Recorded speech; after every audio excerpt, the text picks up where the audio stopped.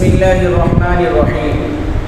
আমি আজকে আপনাদের সামনে অত্যন্ত প্রচলিত এবং গুরুত্বপূর্ণ একটি মাসালা নিয়ে উপস্থিত হয়েছি। সেই মাসালাটি হলো যে চেয়ারের মধ্যে বসে নামাজ পড়া যাবে কি না। 2 নাম্বার হলো, যদি কাতারের মধ্যখানে চেয়ার রাখা হয় তাহলে এমত অবস্থায় এটা সঠিক পদ্ধতি কিনা। এই উভয়টির উত্তর হলো, যেই ব্যক্তি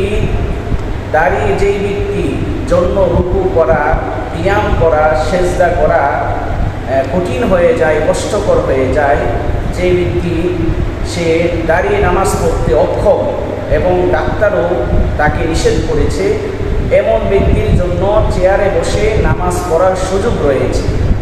এবং যদি সে কাতারের মধ্যখানে চেয়ার নিয়ে বসে নামাজ পড়ে তাহলেও নামাজ হয়ে যাবে। কিন্তু কাতারের মধ্যখানে চেয়ার থাকলে এমত অবস্থায় কাতারটা অসুন্দর দেখা যায় এবং বক্র দেখা যায়।